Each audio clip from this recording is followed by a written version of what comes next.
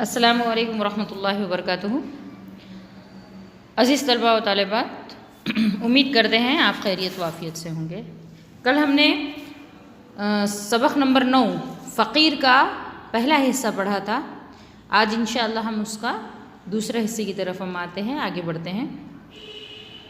ہم نے دیکھا کہ مصنف نے المختصر یہ بتاتے چلوں میں کہ مصنف نے ایک انتہائی کمزور اور لاغر فقیر کے لیے جو کچھ پلان کیا، انہوں نے بلایا، ان کی جو سخاوت تھی اس کے اوپر جو انہوں نچھاور کرنا چاہتے تھے، اس کی جو مدد کرنا چاہتے تھے، وہ اس کی جگہ ایک ہٹا کھٹا فقیر آ جاتا ہے۔ اب مصنف کی کیا حالت ہوتی ہے یا اس فقیر کے اور ان کے درمیان کیا مکالمہ ہوا ہو ہم دیکھتے ہیں۔ باہر پہنچا تو کیا دیکھتا ہوں کہ ایک ہٹا کٹا انتہا سے زیادہ مضبوط فقیر ڈکارے لے رہا ہے اور سویٹر اور قمیض ہزاروں دعاؤں کے ساتھ لپیٹ کر جھولی میں رکھ رہا ہے۔ دراصل یہ مستنڈا صرف ایک سینہ کھلی فقیروں والی کفنی پہنے تھا اور ایسا معلوم ہوتا تھا صبح کی سرد ہوا سے لطف اٹھا رہا ہے۔ یہاں پر اس فقیر کا حلیہ بیان کرتے ہوئے مصنف بتا رہے ہیں، سینہ بالشت بھر اونچا، داڑھی منڈی ہوئی، کلے چڑھے ہوئے، مجھے دیکھتے ہی حضرت لگے مجھے دعائیں دینے۔ جو کچھ ناشتے کا انتظام مطلب مصنف نے اور ان کی اہلیہ نے اس ضعیف یا مستحق فقیر کے لیے کیا تھا جو قابل رحم تھا، اس کی جگہ یہاں پر ایک ہٹا کٹا فقیر آ گیا تھا جو ناشتہ کر رہا تھا اور ان کی دی ہوئی چیزوں کو اندر رکھتے ہوئے ان کو دعائیں دینے لگا۔ مطلب یہ ایسا فقیر تھا جو مستحق نہیں تھا۔ اب میں آپ سے کیا عرض کروں، مصنف کہہ رہے ہیں کہ اب میں آپ سے کیا عرض کروں، سارا کھایا پیا خون ہو گیا، جان سلگ کر رہ گئی، جی میں تو یہی آیا کہ اس کمبخت کا منہ نوچ لوں، ڈنڈا اور چمبل اٹھا کر لگے حضرت دعائیں دے کر رخصت ہونے۔ اب مصنف نے اپنے دل کی کیفیت بیان کی اور جو فقیر صاحب ہے انہوں نے اپنا ڈنڈا اٹھایا، چمبل کہتے ہیں اس جو ان کے ہاتھ میں کٹورا ہوتا ہے بھیک مانگنے کا، اسے کہتے ہیں، اور ڈنڈا اٹھایا انہوں نے اور چلے حضرت رخصت ہونے لگے۔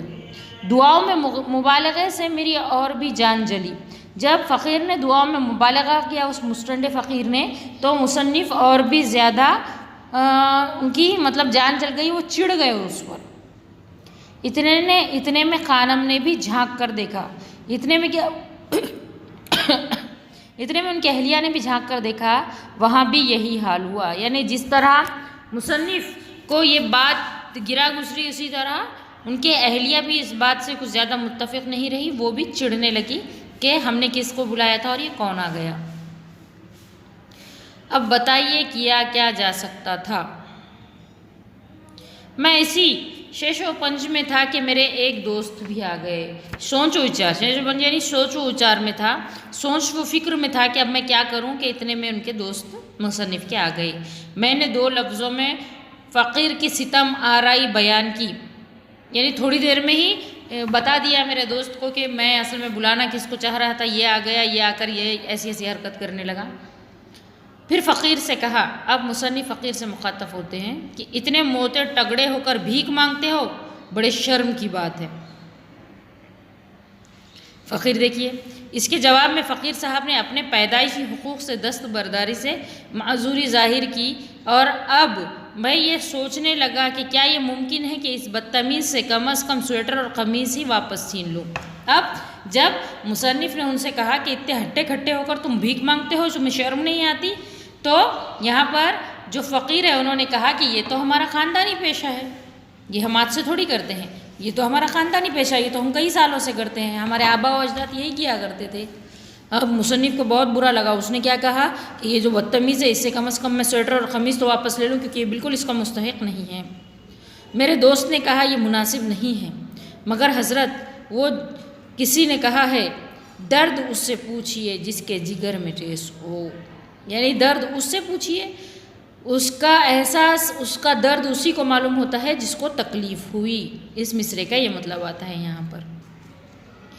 میں نے کہا کہ خواہ ادھر کی دنیا ادھر ہو جائے، میں اس موذی کو یہ چیزیں ہرگز ہضم نہ کرنے دوں گا. یعنی یہ جو تکلیف دینے والا ہے میں بالکل اس کو کیا کروں گا، یہ سویٹر اور یہ ڈریس لگ جانے نہیں دوں گا. میں نے اس محتاج کی تلاش کرائی. اصل میں جو فقیر کو یہ کھلانا چاہتے تھے، کپڑوں سے نوازنا چاہتے تھے، وہ ملا ہی نہیں، تو اس کی تلاش میں انہوں نے گھر کے خادم کو بھیجا. ملازم اسے تلاش کرنے لگا اور اب میں نے ادھر فقیر صاحب کو لیا آڑے ہاتھوں. میں نے کہا تم نوکری کیوں نہیں کرتے؟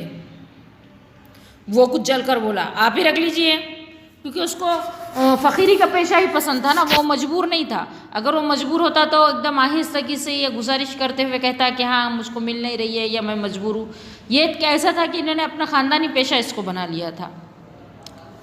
میں نے فوراً رضامندی ظاہر کیا اور 10 روپے ماہواری اور کھانا تجویز کیا. یعنی یہاں پر مصنف کیا بتا رہے ہیں، جیسے ہی فقیر نے ان سے چڑھ کر کہا کہ ہاں آپ ہی رکھ لو میرے کو نوکر، تو انہوں نے کہا ٹھیک ہے چلو میں رکھ لیتا ہوں، 10 روپے مہینہ اور کھانا یہاں رہے گا. فقیر صاحب اس کے جواب میں بولے اور گھر والوں کو زہر دے دوں. یعنی کہ 10 روپے میں تو مطلب 10 روپے کا مطلب یہ آج کے دور کی بات نہیں بتائی جا رہی ہے، اس وقت کی، جب اس وقت 10 روپے کی بہت زیادہ قیمت ہوا کرتی تھی، اس میں گھردار چل جایا کرتے تھے. میں نے کہا کیوں؟ وہ بولا آپ 10 روپے دیتے ہیں، 2.5 آنا روز کا تو گائے رزقہ کھا جاتی ہے. یعنی گائے کا جو کھانا ہوتا ہے، ان کے پاس گائے تھی، یہ صاحب جو فقیر تھے ان کے پاس گائے تھی، ان کی گائے کھا لیتی تھی 2.5 آنا روز کا، اتنا تو چارہ یہ کھا لیتی تھی، اور ایک بیوی 3 بچے. 5 روپے میں گزارا کیسے ہوگا؟ یعنی 5 روپے تو گائے کھا لیں گے، 5 روپے میں گزارا میرا کیسے ہوگا یہ بتا رہے ہیں. اب مصنف کیا کہتے ہیں دیکھیے، گائے بھی ہے تمہارے پاس؟ میں نے متعجب ہو کر کہا، یعنی تعجب سے مصنف نے کہا ارے واہ، گائے بھی ہے تمہارے پاس؟ ایک فقیر کے پاس گائے بھی ہے؟ وہ بولا صاحب آپ بڑے آدمی ہیں، ہم بھلا کہاں سے پیسے لائیں جو روز 3 سیر دودھ خریدے، یعنی 3 لیٹر دودھ سمجھ لیجئے، سیر ایک ناپنے والی پیمانے کا نام ہوتا ہے، تو 3 لیٹر دودھ روز کا کہاں سے لائیں گے؟ مصنف کہتے ہیں 3 سیر؟ میں نے متعجب ہو کر کہا 3 سیر؟ بھائی 3 سیر کا خرچ کیسا؟ یعنی 3 لیٹر تم کو دن بھر میں لگ جاتا؟ ایسا کیسا؟ مطلب اتنے کیسے بڑے آدمی ہیں تم؟ معلوم ہوا کہ خیر سے خود حضرت 2 سیر دودھ یومیہ نوش کرتے ہیں.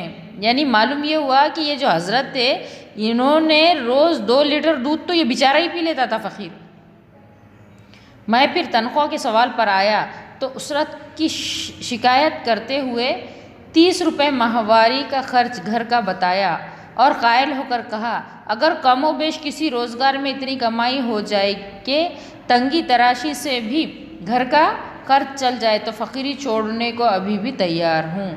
دیکھیے اسرت یعنی تنگی. اب دیکھیے یہاں پر ان کو مصنف نے کہا کہ میں 10 روپے پر رکھنے تیار ہوں، مگر ان کی اب ہم اس کو 10 روپے نہیں 10,000 پکڑ کر چلتے ہیں آج کے دور کے حساب سے. تو یہ جو فقیر صاحب ہے یہ بتا رہے ہیں کہ 30 روپے چاہیے ان کو، 10 روپے میں ان کا گزارا نہیں ہوگا، مطلب 30,000 کی نوکری اگر ملی تو میں فقیری چھوڑنے کے لیے سوچوں گا، ایسے یہ کہہ رہے تھے فقیر صاحب. اب میں اپنے دوست کی طرف دیکھتا ہوں اور وہ میری طرف.